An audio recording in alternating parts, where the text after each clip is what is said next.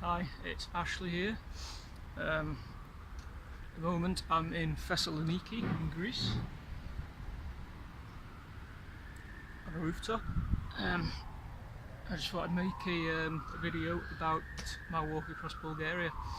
I'm going to cover the E3 route, also known as the Kom-Emine, and the E4 route.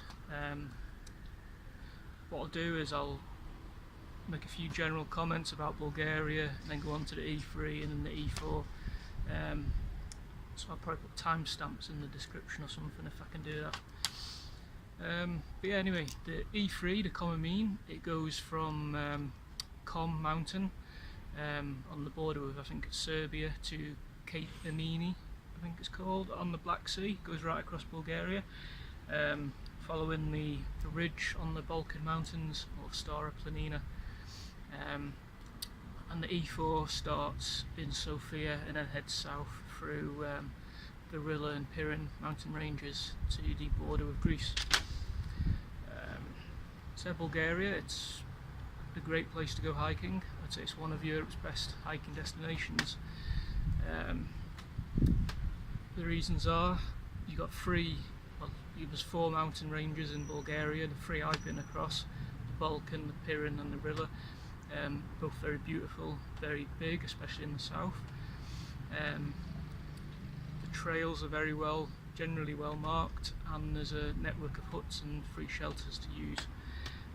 It's also got a decent climate. I had bad weather for about twice, which lasted for like, I don't know, 3 or 4 days, but the rest of the time there's been no storms, it's been sunny every day, it's been hot. It's been really nice up in the mountains. Yeah, like I said, the huts, they're very frequent, they're very cheap. You can usually get a bed for €6 a night. You can often get food, proper meals in some of them, but a lot of them, especially in the Balkan mountains, just do kind of basic soups, bean or chicken soup, which is still very nice, especially the chicken soup. It's lovely. But they can get very busy, especially on weekends. I've been turned away twice because the huts have been full, both on a weekend.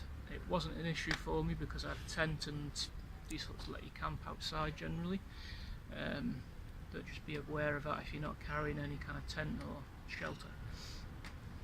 But there are also free shelters, especially in the southern mountain ranges, so I mean you can plan to sleep in one of them if you want.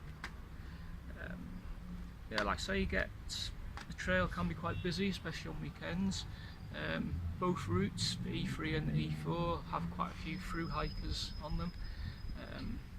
So I've met, a lot of them, you get a lot of Bulgarian hikers obviously, but I've also met Americans, and met a couple of other British hikers, and quite a few from like Eastern European countries like Czech Republic, Slovenia and Poland I've met. Which is quite cool, because I think in the Pyrenees and the Alps you just generally, in my experience, meet people from other kind of Western European countries. But having said that, despite there being lots of hikers and lots of people in the huts in the evenings and at weekends, I didn't really find either of the trails to be, totally crowded. So generally, it's okay. I used Domino maps, paper maps published by Domino, which are very good quality. I'd say some of the best that I've used.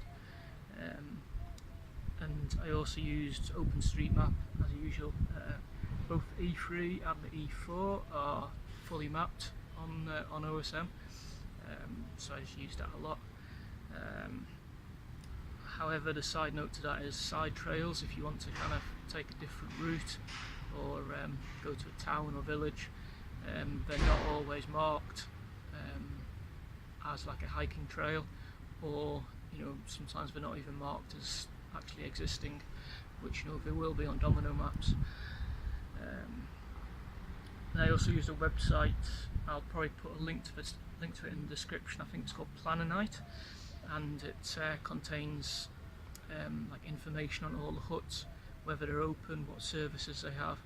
I used that extensively. It also has timings on each hut. It will give you timings to, you know, the next point of interest, the next place along the trail or whatever.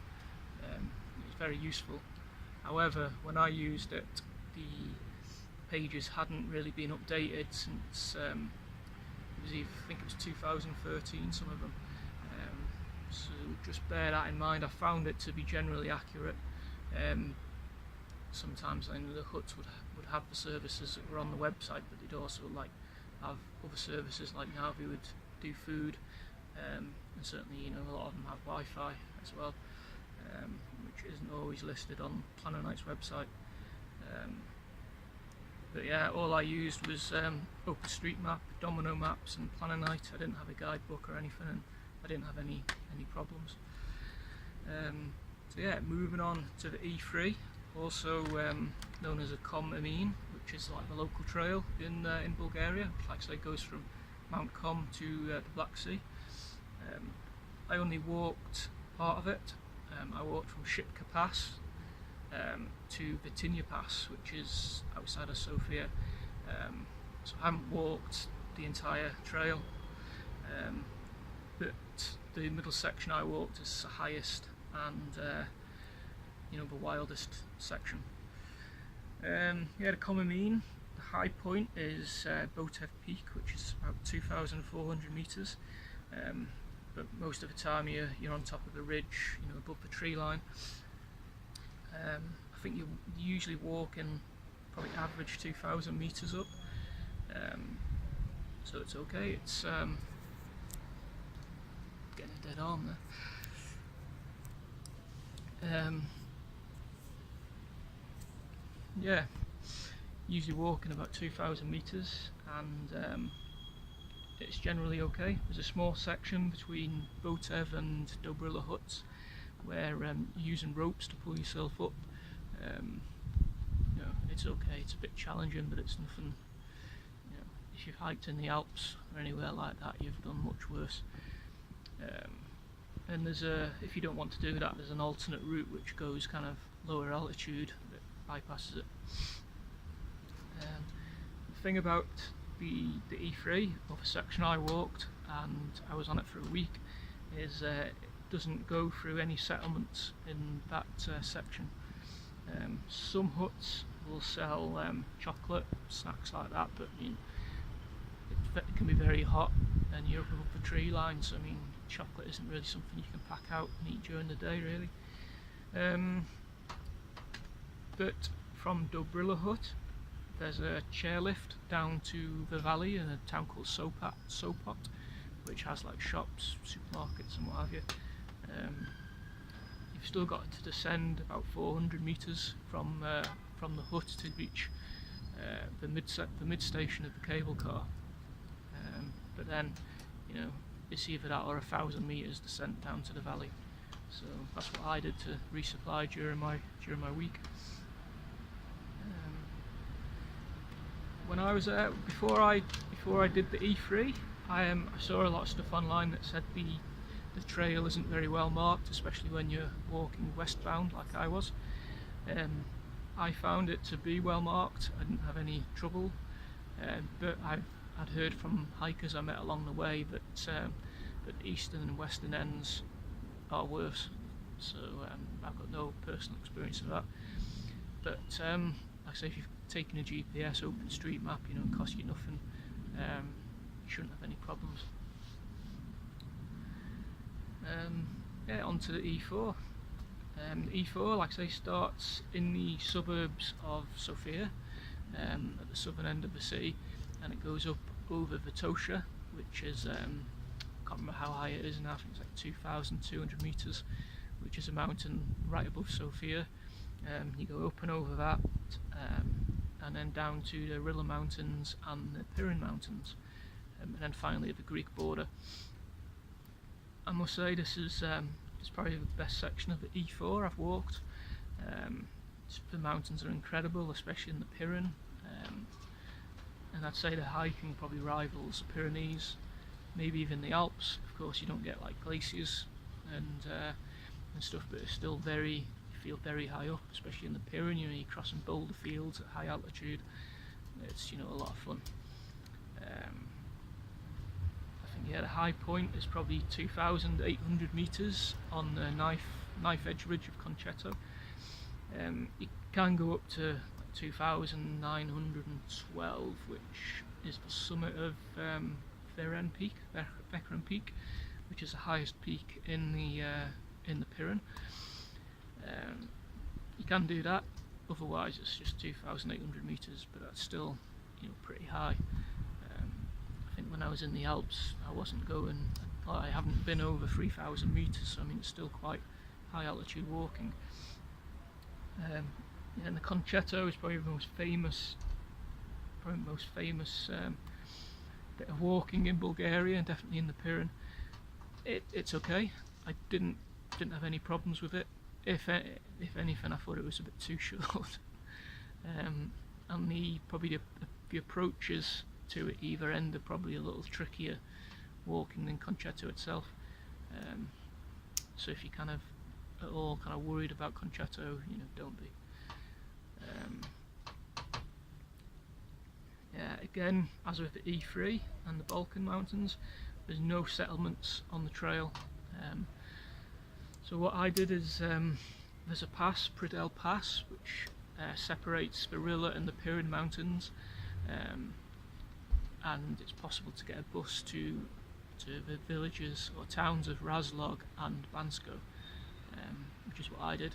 I think it took about half an hour to get to Bansko, and from there you can, you got your pick of resupplies and accommodation and what have you. So yeah, that's what I did. There's also a bit between Vitosha Peak and Lovna Hut in the Rila where there's no huts. I think there's a couple of free shelters, but it'd still be a long day between huts. A very long day. And that's like one night where you'd have to find somewhere. If you've got a tent, that's no problem.